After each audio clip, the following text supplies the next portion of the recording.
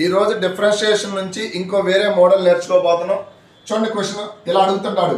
f of x equal to x power n then find the derivative f power rth derivative of x అడుగుతుండు.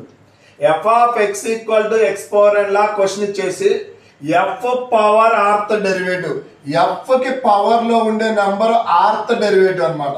ఇది answer ఇలా రాయాలి, npr into x power n minus r. ఇక్కడ given equation లో ఉన్న x యొక్క power ని n గా ట్రీట్ చేసుకోవాలి, f యొక్క డెరివేటివ్ ని r గా ట్రీట్ చేసుకోవాలి.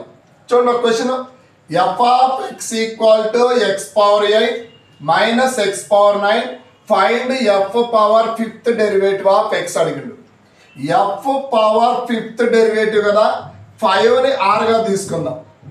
x పవర్ 8 కి డెరివేటివ్ చేసేటప్పుడు ఇక్కడ n 8 అంటే n అంటే 8. సో ఫార్ములా ఏంటిది, npr, n అంటే 8 కదా, 8p5 into x power 8 minus 5 minus ఈసారి x పవర్ 9 డెరివేటివ్ చేసేటప్పుడు ఇక్కడ n 9 గా తీసుకోవాలి. సో దీని ఎలా రాయొచ్చు, 9p5 into x power 9 minus 5. So that equal to 8p5 into x power 8 minus 5 into 3 minus 9p5 into x power 4.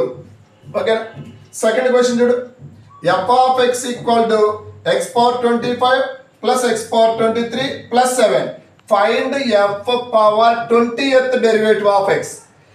f power 20th derivative అంటే f ని 20 టైమ్స్ డెరివేటివ్ చేయాలంట. 20 టైమ్స్ డెరివేటివ్ చేయాలంటే మనకు చాలా టైం పడుతుంది. అదే ఈ ఫార్ములా యూజ్ చేసుకున్నాం అనుకో, షార్ట్ కట్ మెథడ్ అనమాట. ఏంటిది ఫార్ములా, npr. ఇక్కడ n అంటే ఇదిగో x కి పవర్ లో ఉండే వాల్యూ n అన్నమాట. చూడండి, f కి పవర్ లో ఉండే value r. x power 25 derivative చేసేటప్పుడు 25pr అంటే 20 into x power n minus r అంటే 25 మైనస్ 20 ప్లస్ ఈసారి x పవర్ 23 డెరివేటివ్ చేసేటప్పుడు 23 ని n గా తీసుకుందాం. npr అంటే 23p20 into x power 23 minus 20 plus constant కాబట్టి డెరివేటివ్ చేస్తే 0 అయిపోతుంది. So that equal to 25p20 into x power 5 plus 23p20 into x power 3. So ఇది ఆన్సరు. ఒకవేళ మీరు ఎప్పుడైనా ఆప్షన్స్ లో ఈ 25p20 23p20 8p5 9p5 కనుక ఫైండ్ అవుట్ చేయాలంటే ఇదిగో ఈ ఫార్ములా యూజ్ చేయాలి, npr equal to n factorial by n minus r factorial. Calculate చేయడానికి ఈ కోఎఫిషియెంట్లు క్యాలిక్యులేట్ చేయడానికి ఈ ఫార్ములా మాక్సిమం ఆప్షన్స్ లో ఇలానే వదిలేస్తాడు. ఒకవేళ ఇక్కడ ఏదైనా నెంబర్ సింప్లిఫై చేస్తే మాత్రం ఈ ఫార్ములాలో మనం అప్లై చేయాలన్నమాట. ఓకేనా, next f of x equal to ax plus b whole power n. ఇలా ax plus b whole power n నుండి find f power rth derivative of x అడిగితే ఫార్ములా x కి కోఎఫిషియెంట్ ఉంది కదా, a value, a power r into npr ax plus b whole power n minus r. f power లో ఉండే derivative number r గా treat చేయాలి, ఇక్కడ power లో ఉండే వాల్యూ n అన్నమాట. చూడండి ఒక example, f of x equal to 3x minus 5 whole power 15 find f power 10th derivative of x అడుగుతున్నాడు.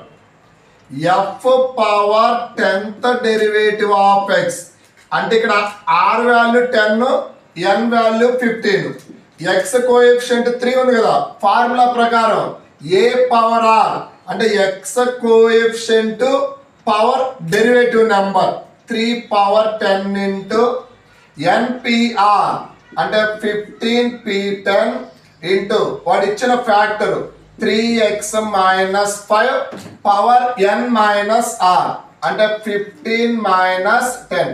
So that equal to 3 power 10 into 15p10 into 3x minus 5 whole power 15 minus 5 అంటే 10.